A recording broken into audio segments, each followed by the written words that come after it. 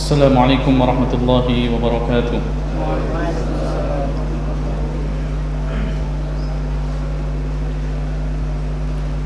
إن الحمد لله نحمده ونستعينه ونستغفره ونعوذ بالله من شرور أنفسنا ومن سيئات أعمالنا. من يهده الله فلا مضل له ومن يضلل فلا هادي له. أشهد أن لا إله إلا الله وحده لا شريك له وأشهد أن محمدا عبده ورسوله لا نبي بعده. قال الله تعالى: يا أيها الذين آمنوا اتقوا الله حق تقاته ولا تموتن إلا وأنتم مسلمون.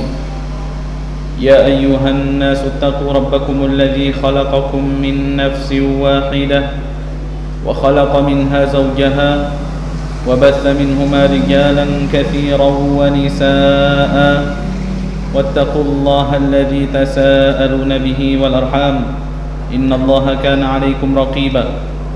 يا أيها الذين آمنوا اتقوا الله وقولوا قولا سديدا يصلح لكم أعمالكم ويغفر لكم ذنوبكم ومن يطع الله ورسوله فقد فاز فوزا عظيما.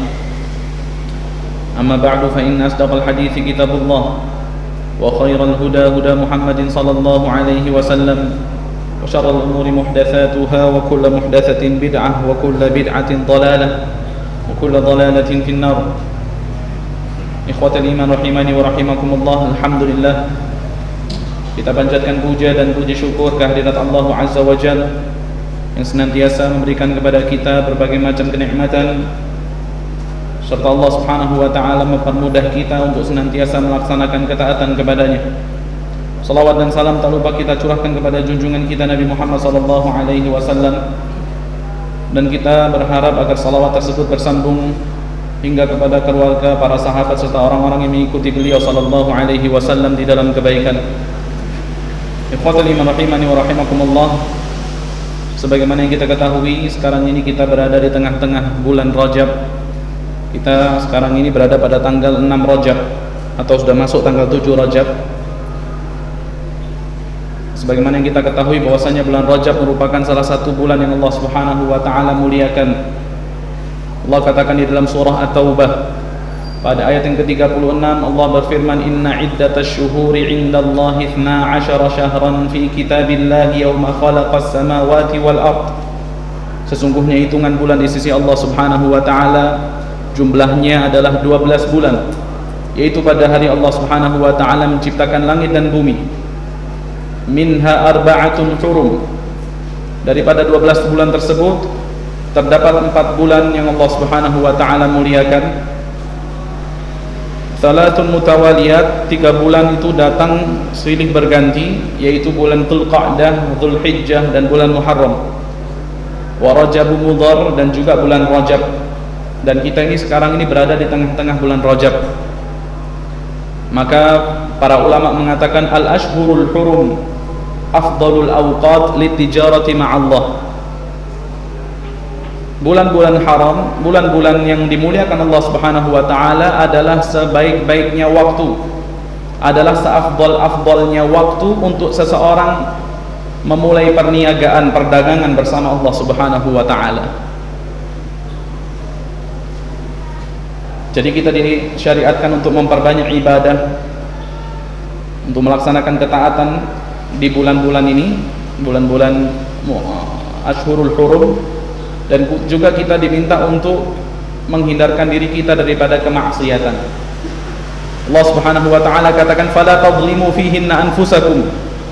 Janganlah kalian menzalimi diri kalian pada bulan-bulan tersebut. Apa yang dimaksud menzalimi diri? Allah Subhanahu wa taala katakan di dalam surah At-Talaq pada ayat yang pertama, Allah berfirman: "Wa may yata'adda hududallahi faqad zalama nafsah." Orang-orang yang melampaui batasan-batasan Allah, bahwasanya orang-orang tersebut adalah orang yang menzalimi diri mereka sendiri. Maka kita dituntut untuk melaksanakan kebaikan, karena dijanjikan Allah Subhanahu wa taala akan melipat gandakan kebaikan yang dilaksanakan pada bulan-bulan ini, dan juga mencegah diri kita daripada melaksanakan kemaksiatan. Bahkan para ulama mengatakan, barang siapa yang menanam di bulan Rajab, Maksudnya dia memulai ibadah, memulai semangat melaksanakan ibadah di bulan Rajab. Kemudian orang itu menyirami tanamannya pada bulan Sya'ban. Dia tidak kendorkan semangatnya untuk beramal di bulan Sya'ban, dia tetap beramal di bulan Sya'ban, maka orang yang seperti ini dipastikan akan memanen hasilnya di bulan apa? Ramadan. Jadi bulan Rajab ini para ulama mengatakan adalah bulan untuk menanam, Sya'ban adalah bulan untuk apa? Menyirami tanaman tersebut, Ramadan adalah bulan untuk memanen daripada tanaman kita. Jadi kalau antum ingin Ramadannya itu semangat ibadahnya, sholatnya Masya Allah, baca Qur'annya, sholat malamnya juga seperti itu, sedekahnya juga Masya Allah, maka mulailah daripada bulan Rajab. Kalau antum nunggu nanti awal Ramadan deh baru semangat, insya Allah 3 hari habis itu lembes lagi antum. Antum yang masih suka futsal nih, kira-kira kalau masuk lapangan langsung pegang bola, tendang bola, kira-kira kuat main? 20 menit mungkin langsung keseliu antum. Tapi kalau antum pemanasan dulu, ya, dribbling dulu, lari-lari dulu, sprint dulu, insya Allah mainnya akan tahan lama. Seperti itu juga ibadah. Antum mulai sekarang ini bulan Rajab melaksanakan ibadah, semangat melaksanakan ibadah, antum tetap jaga di bulan Sya'ban. Karena bulan Sya'ban itu Rasulullah mengatakan, "Dzalika syahrun yaghfulu fihi nas." Bulan Sya'ban adalah bulan yang kebanyakan manusia itu lalai di bulan Sya'ban tersebut. Karena apa? Bulan Sya'ban itu adalah satu bulan yang dihimpit bulan yang agung, yaitu bulan Rajab dan bulan Ramadan. Maka seakan-akan ketika seseorang masuk di bulan Sya'ban, dia pengen istirahat. Aduh, kemarin Rajab saya sudah, Masya Allah ibadahnya, udah deh istirahat dulu deh, nanti Ramadan start lagi. Dan kebiasaan manusia ketika dia tidak ibadah, biasanya apa? Maksiat. Makanya untuk menghindarkan diri kita daripada kemaksiatan, perbanyaklah untuk melaksanakan ibadah. Ikhwatal iman rahimani wa rahimakumullah. Kita akan membahas satu hadis Rasulullah sallallahu alaihi wasallam daripada sahabat Thauban radhiyallahu an, yang mana Rasulullah sallallahu alaihi wasallam mengabarkan kepada kita semua bahwasanya ketika seseorang ruhnya terlepas daripada jasadnya, ketika ruh terlepas daripada jasadnya, ketika dia meninggal dunia tidak membawa 3 perkara, ya, 3 perkara yang akan kita bahas ini, maka orang tersebut akan Allah Subhanahu wa taala masukkan ke dalam surga.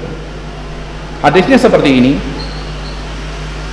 Dari sahabat Thauban, Rasulullah sallallahu alaihi wasallam bersabda, "Man faraqar ruhul jasada wa huwa bari'un min thalath." Barang siapa yang ruhnya terpisah daripada jasadnya dan dia terbebas daripada 3 perkara, dakhalal jannah, maka orang itu akan Allah Subhanahu wa taala masukkan ke dalam surga. Yang pertama, yaitu minal kibri, daripada sifat sombong. Yang kedua, wal ghululi. Al ghulul adalah sifat khianat yang terjadi pada harta. Kalau bisa kita katakan korupsi, tapi nanti macam-macamnya banyak. Ghulul itu macam-macamnya banyak, jenis-jenisnya apa? Banyak, tapi secara, ya, bisa kita artikan juga dengan korupsi. Kemudian yang ketiga, ad-dain. Apa dain? Kalau dalnya itu harokatnya kasroh, ad-din, agama, ya. Kalau harokatnya dal ini fathah, ad-dain. Apa makna ad-dain? Hutang. Jadi Rasulullah memberikan garansi, memberikan jaminan, barang siapa yang meninggal dunia sedangkan dia terbebas daripada 3 perkara, maka dia akan Allah Subhanahu wa taala masukkan ke dalam surga. Yaitu yang pertama minal kibri, daripada sifat sombong, wal ghululi, daripada sifat khianat terhadap harta. Kemudian yang ketiga wadain, dan daripada hutang. Ya. Yang pertama, kita akan bahas tentang al-kibir, sombong.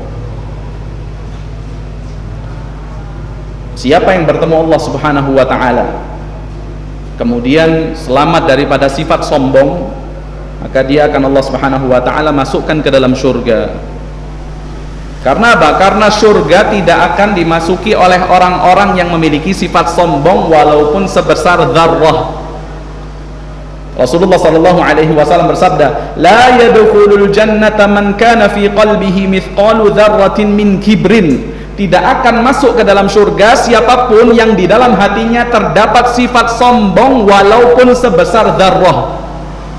Para ulama mendefinisikan dzarrah itu ada yang mengatakan semut kecil. Nah, semut itu kan sudah kecil. Ini semut kecil. Semut saja sudah kecil, ini semut kecil, semut halus. Ya. Ada juga yang mengatakan dzarrah itu antum ambil pasir di tangan antum, kemudian antum lempar pasir tersebut, antum kibas-kibaskan tangan antum, yang terbang kecil-kecil itu yang dinamakan apa? Dzarrah. Definisi yang ketiga, dzarrah itu ada yang mengatakan antum ketika pagi hari antum buka jendela di rumah antum, kemudian masuk sinar matahari, ada molekul-molekul kecil yang terbang di situ, ya, maka itu yang dinamakan dzarrah. Satunya itu apa? Dzarrah. Jadi sangat kecil. Siapapun yang meninggal dunia sedangkan di dirinya terdapat sifat apa? Sombong, Allah Subhanahu wa taala tidak akan masukkan ke dalam surga. Maka para sahabat kemudian bertanya kepada Rasulullah, "Innar rajula yuhibbu an yakuna thawbuhu hasanan wa na'luhu hasanatan." Ya Rasulullah, jikalau salah seorang di antara kita pengen bajunya itu nampak terlihat bagus, sendalnya nampak terlihat bagus, apakah itu termasuk sifat sombong? Maka Rasulullah Shallallahu Alaihi Wasallam bantah pernyataan seperti itu. Jadi kalau antum semua pengen baju yang rapi, pengen baju yang bagus, selagi di dalam diri antum itu tidak ada sifat sombong, maka apa? Itu dia dikatakan sombong. Antum pengen mobil misalnya, pakai mobil yang genahan dikit deh, duit ada, beli mobil yang bagus, yang enak dipakai sama keluarga juga, tapi tidak kemudian antum gunakan ini untuk pamer-pameran kepada orang-orang, maka antum tidak dikatakan sombong. Beda halnya dengan orang yang beli mobil, ya, kemudian setiap dia lewat orang dibuka jendelanya, kacanya, kemudian assalamualaikum, padahal sebelumnya dia nggak pernah nyapa orang. Paham antum ya? Kalau dia pakai motor lewat biasa aja, tapi begitu pakai mobil baru, setiap ketemu orang assalamualaikum, supaya orang tahu siapa yang ada di dalam mobil mewah tersebut, maka ini dikatakan sombong. Jadi kalau antum rumahnya bagus, alhamdulillah, kendaraannya bagus, sendalnya bagus, bajunya bagus, pakaiannya bagus, alhamdulillah, yang penting apa? Tidak ada rasa sombong di dalam diri antum. Makanya ketika Rasulullah ditanyakan, "Ya Rasulullah, innar rajula yuhibba an yakuna thawbuhu hasanan." Salah seorang di antara kita pengen bajunya itu terlihat baik, sendalnya terlihat bagus, bagaimana ya Rasulullah? Maka Rasulullah katakan tidak seperti itu, tidak dikatakan sombong. Bahkan Rasulullah katakan, innallaha jamilun, Allah itu indah, Allah itu maha indah, yuhibbul jamal, cinta perkara-perkara yang indah. Siapa itu yang dikatakan sombong? Yaitu al-kibru batarul haq wa ghamtun nas. Sombong adalah orang yang menolak kebenaran kemudian dia merendahkan orang lain. Jadi sombong itu bentuknya ada dua. Bentuk yang pertama yaitu sombong menolak kebenaran yang sudah tiba, sudah sampai di hadapan dia. Sebagaimana yang saya pernah bahas, ketika seseorang makan dengan tangan kiri, maka dia menyerupai siapa? Syaitan. Ada satu orang yang makan di sisi Rasulullah dengan tangan kirinya, Rasulullah perintahkan makan dengan tangan kanan. Orang itu mengatakan apa? La astati' ya Rasulullah, aku nggak bisa. Kebenaran sudah disampaikan kepada orang tersebut, tapi dia membantah kebenaran itu, dia menolak kebenaran itu. Makanya Rasulullah mengatakan lastata'ta, kamu tidak akan pernah sanggup makan dengan tangan kanan. Rasulullah katakan ma mana'ahu illal kibr, tidaklah sesuatu menghalangi orang ini untuk makan dengan tangan kanannya kecuali sifat apa? Jadi kategori yang pertama sombong itu adalah menolak kebenaran. Allah Subhanahu wa taala berfirman di dalam surah Ghafir ayat yang ke-56, innal ladzina yujadiluna fi ayatillahi bighairi sultanin atahum in fi sudurihim illa kibrun ma hum bibalighi. Sesungguhnya orang-orang yang memperdebatkan tentang ayat-ayat Allah tanpa alasan yang sampai pada mereka, tidak ada dalam dada mereka melainkan hanyalah sifat sombong. Jadi yang memperdebatkan ayat Allah, yang tidak mau menerima sunnah Rasulullah, itu adalah orang yang apa? Terdapat sifat sombong di dalam hatinya, tidak mau mengikuti Nabi Muhammad alaihi wasallam. Ikhwatal iman rahimani wa rahimakumullah. Yang kedua, bentuk sombong yang kedua yaitu sombong terhadap makhluknya Allah Subhanahu wa taala. Itu tadi, ketika seseorang meremehkan orang lain, mungkin dia merasa berpangkat, maka dia remehkan orang. Mungkin dia merasa memiliki harta, maka dia remehkan orang miskin, misalnya seperti itu. Mungkin dia merasa ya memiliki kedudukan, maka dia bangga terhadap dirinya, memiliki sifat ujub, kemudian dia sombong kepada orang yang datang mengetuk pintunya, misalnya seperti itu. Maka ini jenis sombong yang kedua, yaitu sombong meremehkan orang lain. Ya, Rasulullah sallallahu alaihi wasallam bersabda, "Bihasbi imri'in minasyarr an yahqira akhahul muslim." Cukuplah seseorang dikatakan buruk, cukuplah seseorang dikatakan berbuat jahat ketika dia menghina saudaranya sesama muslim. Misalnya ada orang pendek, kemudian disebut pendek sini. Nah, ada orang tonggos misalnya, dipanggil tonggos, ini nggak boleh. Panggilan-panggilan yang tujuannya untuk merendahkan, kecuali apa? Orang itu ridho dan merasa biasa dipanggil seperti itu. Paham antum? Ketika mungkin ditanya Ahmad yang mana? Ahmad yang pendek itu. Nah, untuk apa? Untuk kemudian membedakan Ahmad yang A dengan Ahmad yang B, dan dia juga tidak merasa apa? Terganggu dengan sebutan itu. Toh ulama-ulama terdahulu juga ada yang sebutannya itu al-asom, budak. Ada al-asom. Ada ulama yang sebutannya macam-macam sudah. Intinya apa? Ketika kita panggil orang lain dengan sebutan yang tidak baik, kemudian orang tersebut tidak terima, tidak senang dengan sebutan tersebut, maka kita dianggap telah melecehkan orang tersebut. Iya. Ikhwatal iman rahimani wa rahimakumullah. Biasanya yang menjadikan orang sombong itu harta, apalagi jabatan, apalagi ilmu juga. Ini yang paling bisa jadikan orang sombong itu ilmu. Merasa berilmu, tidak butuh omongan orang lain. Merasa berilmu, ya, tidak menerima nasihat orang lain. Biasanya gitu. Orang yang memiliki harta, ya itu adalah apa? Adalah salah satu faktor yang menjadikan orang sombong, tapi tidak sebesar orang yang memiliki ilmu. Biasanya orang yang memiliki ilmu itu subhanallah, godaannya itu sangat apa? Sangat dahsyat. Ya. Padahal kita sebelumnya siapa coba kita ini? Allah katakan di dalam surah Al-Insan, hal ata 'alal insani hinun minad dahri lam yakun syai'an madhkura. Manusia dulunya itu nggak ada yang kenal. Ana sekarang, kira-kira 100 tahun yang lalu ada nggak yang kenal saya? Nggak ada. 50 tahun ke depan mungkin sudah nggak ada yang kenal ana lagi. Kita ini siapa? Tidak dikenal orang dahulunya, dan nanti tidak akan dikenal orang. Lantas apa yang kemudian kita jadikan apa? Sombong. Sampai pernah suatu ketika ada seorang yang bernama Muhallab ibnul Mughirah. Siapa? Muhallab ibnul Mughirah, seorang panglima atau seorang gubernur kalau nggak salah. Dia itu berjalan di hadapan Malik bin Dinar mutabakhtira, berjalan dengan penuh sifat sombong. Orang sombong kan jalannya kelihatan ya. Ini kakinya kalau nginjek itu, masya Allah, dadanya kemudian dibusungkan, itu jalannya orang sombong.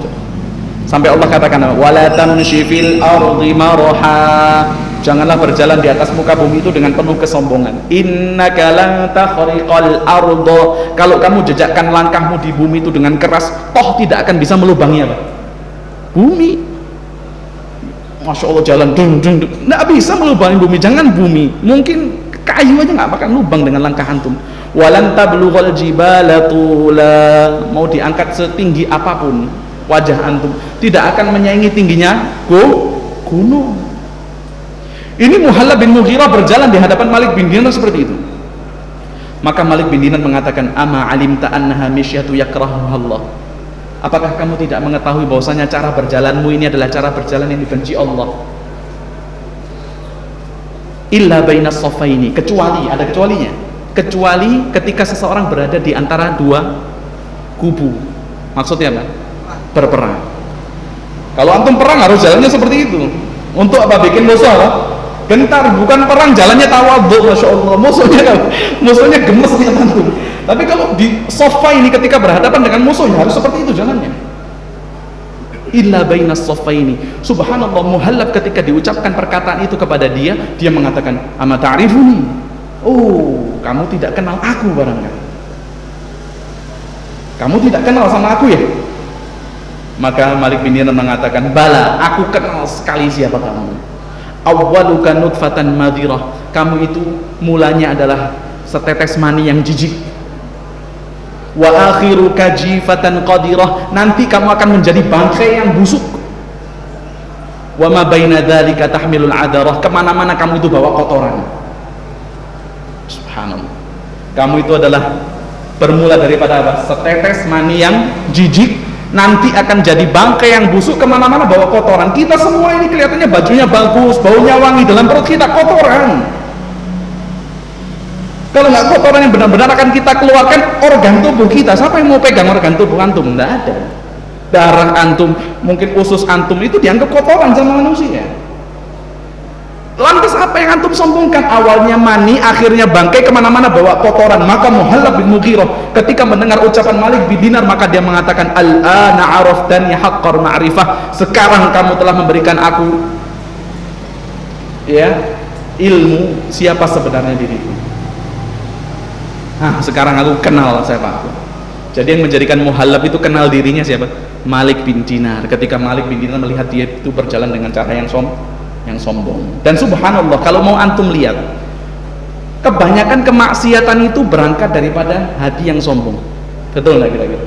Antum mau urut mulai zaman Nabi Adam sampai zaman Adam Jordan nih sekarang ini, itu rata-rata yang maksiat itu pertamanya dari sombong. Iblis tidak mau sujud sama Nabi Adam. Kenapa? Sombong. Aba wastakbar, dia enggan dan kemudian dia sombong. Kemudian Fir'aun, kenapa tidak mau beriman kepada Nabi Musa? Kenapa? Sombong. Dia mengatakan ana rabbukumul a'la, saya adalah Tuhanmu yang paling tinggi. Sebelumnya dia mengatakan hadhil anharu tajri min tahti, alaysa li mulku Misra wa hadhil anharu tajri min tahti, bukankah kerajaan Mesir ini adalah milikku, kemudian sungai ini mengalir karena kekuasaanku, kata Fir'aun. Sampai ketika Nabi Musa, Nabi Harun datang kepada Fir'aun untuk berdakwah, maka Fir'aun mengatakan apa? Dia mengatakan anu'minu li basyara ini mislina, ngapain kita beriman sama dua orang yang seperti kita, sama-sama manusia, wa qaumuhum lana abidun, dan kaum mereka itu nyembah kita. Sampai Fir'aun mengatakan apa? Ya Hamanu beneli sarha, hei Haman sini, bangunkan aku tangga yang menjulang tinggi ke langit, apa? Aku mau lihat Tuhannya Musa. Dia nggak percaya Nabi Musa bahwasanya Allah Subhanahu wa taala itu ada di langit, maka Fir'aun pengen lihat Allah di langit. Dia ingin membuktikan bahwasanya perkataan Musa itu adalah perkataan yang dusta. Jadi kenapa Fir'aun kok kemudian tenggelam di laut ya seperti itu, mati dalam keadaan apa? Su'ul khotimah seperti itu, karena Fir'aun menggunakan pakaian apa? Kesombongan. Kalaulah sebelum dia kejar Nabi Musa, kalaulah sejam saja sebelum dia masuk ke lautan tersebut, dia lepaskan pakaian kesombongannya, kira-kira mati mengenaskan atau mati husnul khotimah? Husnul khotimah. Dia akan terima Nabi Musa, dia akan beriman kepada Allah, tapi dia kenakan pakaian tersebut sampai dia apa? Masuk ke dalam laut itu, maka itulah yang menjadikan Fir'aun mati dalam kondisi terlaknat oleh Allah Subhanahu wa taala. Contoh lagi kaum Nuh. Apa yang menjadikan kaum Nuh itu sombong? Apa yang menjadikan kaum Nuh itu tidak mau beriman kepada Nabi Nuh? Sifat sombong juga. Qarun yang antum sering dengar dalam Al-Quran, dia mengatakan ini harta ini aku yang dapat dari ilmu yang aku miliki. Sombong dia, suruh keluarin seharsan zakatnya nggak mau dikeluarin. Kemudian siapa lagi? Abu Jahal ya, yang menjadikan dia nggak mau beriman kepada Rasulullah itu adalah sifat sombongnya. Padahal Abu Jahal itu juga yakin Nabi Muhammad itu dapat apa? Wahyu dari Allah. Dia yakin, tapi kemudian dia tidak mau beriman kepada Rasulullah SAW. Kenapa? Karena sifat sombong dia. Dia mengatakan, ya, ketika Abu Jahal itu padahal kebiasaan dia, mungkin saya pernah cerita di sini, kebiasaan dia setiap malam hari itu selalu curi-curi dengar bacaan Qur'annya Rasulullah ketika Rasulullah salat tahajud. Ketika Rasulullah salat tahajud, itu Abu Jahal curi-curi dengar bacaannya. Abu Jahal, Abu Sufyan sama Al-Akhnas kalau nggak salah satu orang lagi. Itu kalau malam sudah gelap, dia senderan di temboknya Rasul dengerin bacaan Qur'annya Rasul. Ketika matahari mau terbit, kemudian dia pergi, ketemu ngamprok di jalan gitu. Lah, dari mana ini? Ente juga dari mana? Oh, ente pasti baru dengar bacaan Qur'annya Muhammad ya. Jangan dilakuin. Nanti kalau kaum kita mengetahui kita tiap malam nongkrong di rumah Muhammad, apa yang akan mereka pikirkan? Ya udah kalau gitu besok kita nggak boleh lagi duduk di sini. Sepakat mereka pulang. Malamnya ngumpul lagi, dengerin lagi. Paginya ketemu lagi. Sampai 3 hari berturut-turut, maka Abu Jahal mengatakan, kita harus bersumpah demi sembahan kita bahwasanya kita tidak akan kumpul di rumah Muhammad untuk mendengarkan bacaan Muhammad. Karena Al-Quran itu apa? Al-Quran itu memang memiliki memiliki dampak, memiliki efek, bisa apa? Menjadikan orang yang mendengarnya itu suka. Apalagi memang Abu Jahal orang Arab, tahu itu memang Al-Quran itu apa? Bahasa Arab juga Al-Quran. Kalau antum mungkin dengar Al-Quran ya, mungkin antum mantu-mantu aja nggak paham artinya, nggak paham maknanya. Tapi Abu Jahal, Abu Sufyan paham dia. Maka kemudian Abu Sufyan pulang ke rumahnya, Abu Jahal pulang ke rumahnya. Akhnas tadi tidak pulang, dia menuju rumahnya Abu Sufyan. Dia menuju rumah Abu Sufyan, ketok pintu, kemudian dia tanya, apa yang kamu dapati daripada bacaannya Muhammad? Maka Abu Sufyan mengatakan, sungguh bacaannya adalah bacaan yang sangat indah. Itu bukan perkataan jin, itu bukan perkataan manusia. Kata siapa? Abu Sufyan. Masih ngakui. Dan subhanallah yang dapat hidayah siapa nanti? Abu Sufyan. Akhnas setelah dari rumah Abu Sufyan ke rumah Abu Jahal, ketok pintu, nanya, kira-kira bagaimana pendapatmu tentang bacaan Qur'annya Muhammad? Maka Abu Jahal ngomong apa? Emangnya apa yang aku dengarkan? Emangnya aku dengar apa selama ini? Gak ada yang aku dengerin. Padahal 3 hari ya duduk di rumah Rasul, gak ada yang aku dengerin.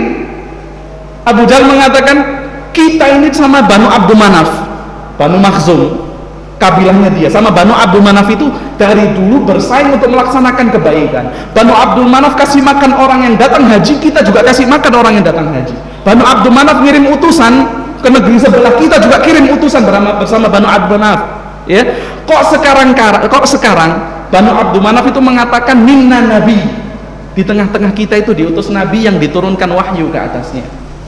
Terus kapan lagi kita bisa menyaingi apa? Menyaingi keutamaan mereka, keistimewaan mereka yang ada nabi di tengah-tengah mereka. Maka Abu Jahal mengatakan, wallahi la nu'minu bihi wa la nusaddiqu, demi Allah kita tidak akan beriman kepada nabi mereka dan kita juga tidak akan membenarkan nabi mereka. Jadi yang menjadikan Abu Jahal itu nggak mau beriman kepada Rasulullah, sifat sombong. Maka sangat berbahaya ini apa?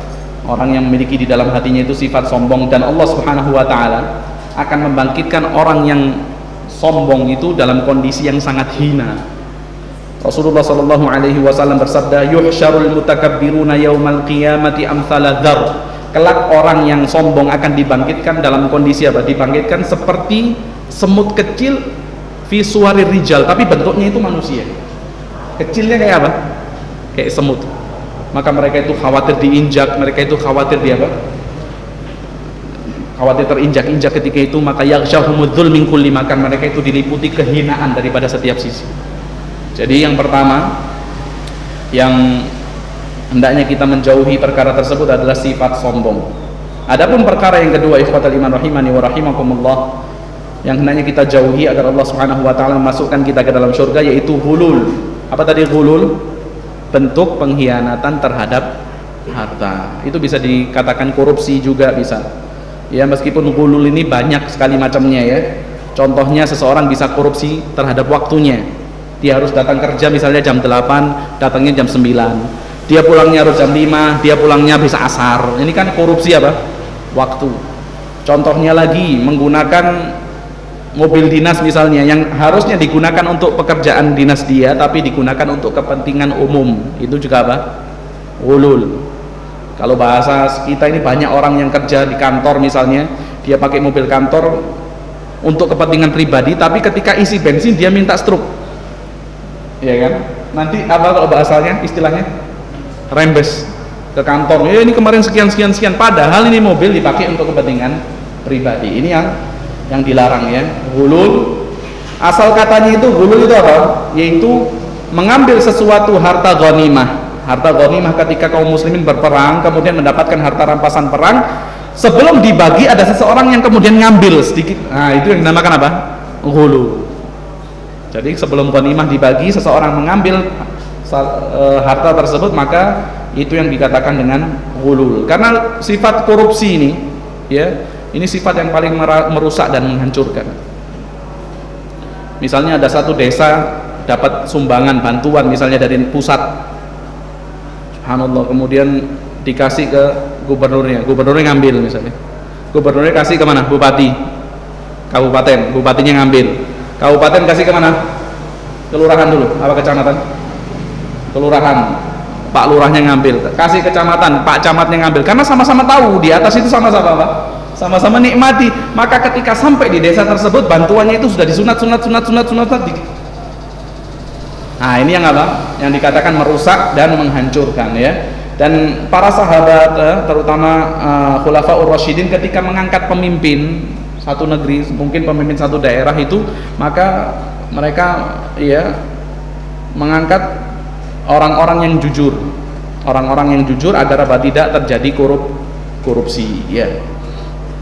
Maka agar tidak terjadi korupsi, ini yang pertama yang harus kita perhatikan, yaitu anjuran mengangkat pegawai yang jujur. Tapi kalau hanya jujur tapi nggak bisa kerja, ya nggak boleh juga, paham ya? Harus dua-dua, bisa kerja dan jujur, bisa kerja dan amanah. Kasusnya apa? Abu Dzar ketika minta jabatan kepada Rasulullah, maka Rasulullah katakan kepada Abu Dzar, innaka dhaif, ya Abu Dzar, innaka dhaif, kamu itu orang yang lemah. Maksudnya bukan lemah iman, kemudian kamu nanti kalau jadi pemimpin kamu nyuri, enggak. Tapi dikatakan dhaif, yang dikatakan lemah apa? Lemah secara kemampuan. Jadi antum angkat yang jujur, tapi di samping itu juga harus dia piawai dalam pekerjaannya. Yang kedua, angkatlah pegawai yang zuhud. Para sahabat, Umar bin Khattab kalau menugaskan satu orang untuk jadi gubernur satu daerah, maka dia cari orang yang zuhud. Pernah suatu ketika Umar utus Abu Ubaidah untuk jadi gubernur di Syam. Dia utus Mu'ad bin Jabal untuk jadi gubernur satu daerah. Nah, kemudian Umar itu memberikan 400 keping dirham, 400 keping uang dinar, itu setara 1,7 kg emas. Suruh pengawalnya itu bawa ke Abu Ubaidah. Itu uang itu gunakan untuk memenuhi kebutuhanmu, kebutuhan keluargamu. Tapi Umar perintahkan pengawalnya untuk lihat apa yang dilakukan Abu Ubaidah dengan uang yang didapatnya itu. Maka ketika pengawalnya sampai, diberikan uang itu kepada Abu Ubaidah, subhanallah, dibagi-bagi sama Abu Ubaidah, dibagi-bagi semua sampai uangnya habis, nggak ada apa-apa. Kemudian pengawalnya balik kepada Umar menceritakan, Abu Ubaidah itu seperti ketika dapat uang dibagi-bagi sampai dia nggak dapat apa-apa. Maka ini pengawal disuruh lagi Umar untuk mengantarkan 400 keping uang dinar kepada siapa? Mu'ad bin Jabal. Suruh lihat apa yang dilakukan Mu'ad dengan uang tersebut. Dan subhanallah, ketika Mu'ad mendapati uang itu, maka dibagi-bagi uangnya itu semua. Sampai istrinya Mu'ad mengatakan, Mu'ad, kita ini juga orang susah, coba kita dikasih bagian juga. Maka diberi sedikitlah 2 keping dinar untuk istri. Disampaikan kabar itu kepada Umar bin Khattab, maka Umar mengatakan, alhamdulillah, segala puji bagi Allah, innahum ikhwatun ba'duhum bi ba'd, mereka itu saudara, kelakuan mereka itu sama. Ba'duhum bi ba'd, kelakuan mereka itu sama, akhlak mereka sama, bagaimana cara mereka memperlakukan uang juga apa? Juga sama. Iya. Kemudian ikhwatal iman rahimani wa rahimakumullah, agar kemudian tidak terjadi korupsi, ya kemungkinan kita diperintahkan juga untuk mencukupi kebutuhan pokok pegawai. Ini dilakukan oleh para sahabat, ya. Rasulullah juga mengatakan, man kana lana 'amilan falyaktasib zaujatan. Siapa yang pekerja, menjadi pekerja kita, maka silahkan dia cari istri kalau dia nggak punya istri. Dibiayai oleh uang negara. Kalau yang nggak punya pembantu, silahkan cari pembantu. Yang nggak punya rumah, silahkan cari rumah. Udah, nggak boleh lebih dari itu. Ini dengan biaya apa? Negara, ya. Banyak-banyak lagi cara untuk kemudian menjadikan seseorang itu agar tidak korupsi, ya, ketika dia serahkan kepada dia jabatan untuk mengurusi keuangan umat, misalnya seperti itu.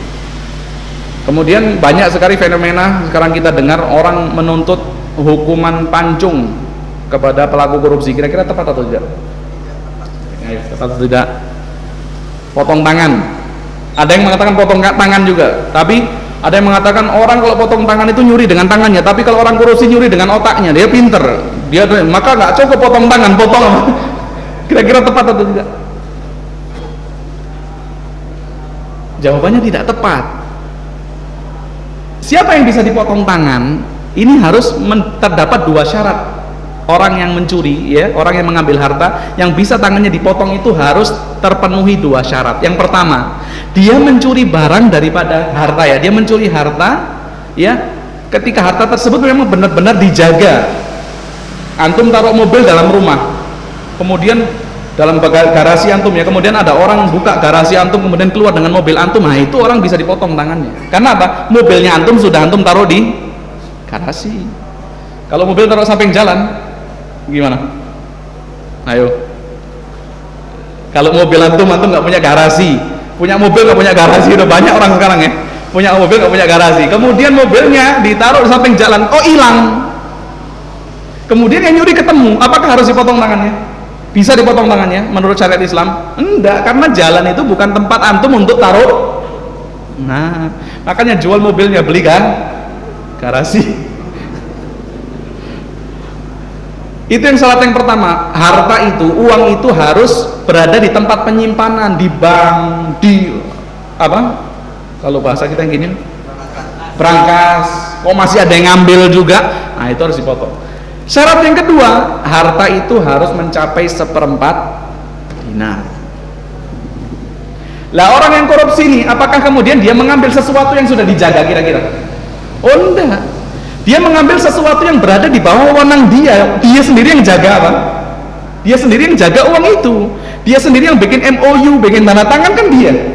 Kemudian kok diselewengkan sama dia, maka dia tidak terpenuhi syarat untuk apa? Potong tangan, apalagi potong leher, ya. Jadi banyak orang yang salah, ya, kemudian mengatakan orang yang korupsi itu harus dipotong tangan, ya tidak tepat sebenarnya. Bagaimana caranya? Ya kita terapkan yang dilakukan para sahabat itu, ya, dikasih sanksi, ya, diasingkan, atau kalau bahasa kita sekarang dipenjara seperti itu, ya. Kemudian ikhwatal iman rahimani wa rahimakumullah, perkara yang ketiga yang hendaknya kita, ya, menghindarkan diri daripadanya, yaitu ad-dain. Apa ad-dain?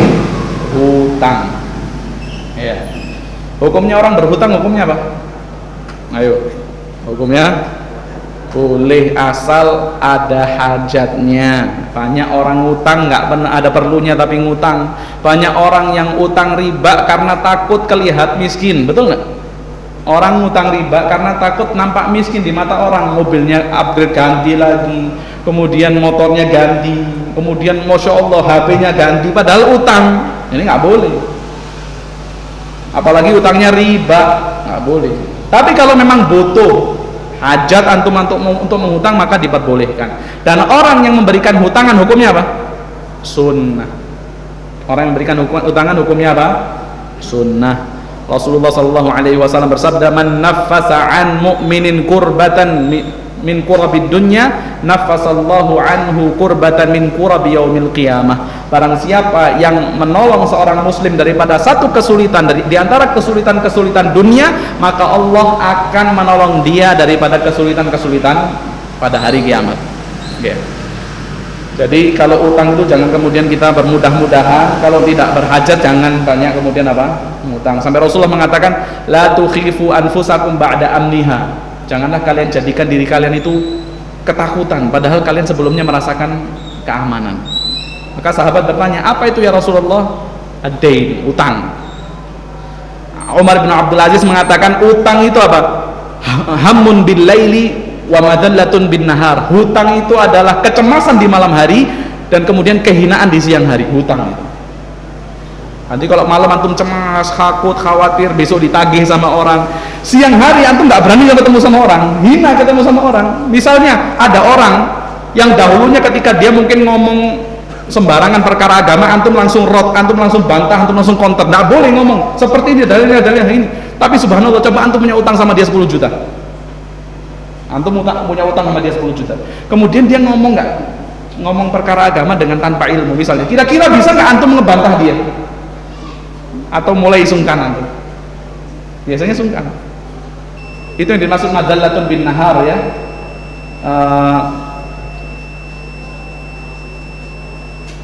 Hutang itu adalah kerendahan antum, bisa apa? Bisa madallatun itu antum hamun bil laili, kecemasan di malam hari, dan kehinaan di siang di siang hari. Dan Rasulullah SAW senantiasa berlindung diri kepada Allah Subhanahu wa taala daripada berhutang, sampai sahabat bertanya, "Ya Rasulullah, kenapa kok kau seringkali berdoa berlindung daripada hutang?" Ya, Allahumma inni a'udzubika minal hammi wal hazan wa minal ajzi wal kasal wa minal jubni wal bukhl wa min ghalabatid daini wa qahrir rijal. Kenapa kok seringkali ya Rasulullah engkau berlindung diri daripada hutang? Maka Rasulullah mengatakan, innar rajula idza gharima haddatsa fakadzaba. Orang kalau hutang itu kalau ngomong apa? Orang kalau punya hutang biasanya ngomongnya dusta. Wa wa'ada fa akhlafa. Kalau dia berjanji maka dia akan ingkari janjinya. Makanya ya, kita harus menghindarkan diri kita daripada 3 perkara ini, sebagaimana yang Rasulullah SAW katakan di awal kajian tadi ya, hadis Sauban, barang siapa yang meninggal sedangkan terbebas daripada 3 perkara, maka Allah Subhanahu wa taala akan masukkan dia ke dalam surga. Yang pertama yaitu terbebas daripada sifat sombong, yang kedua adalah terbebas daripada al-ghulul, yaitu bentuk penyimpangan, pengkhianatan terhadap harta, yang ketiga adalah ad-dain, yaitu hutang. Sallallahu ala nabiyina Muhammad. Subhanarabbika rabbil izzati amma yasifun wa salamun alal mursalin walhamdulillahi rabbil alamin. Subhanakallahumma wa bihamdika asyhadu an la ilaha illa anta astaghfiruka wa atubu ilaik. Assalamualaikum warahmatullahi wabarakatuh.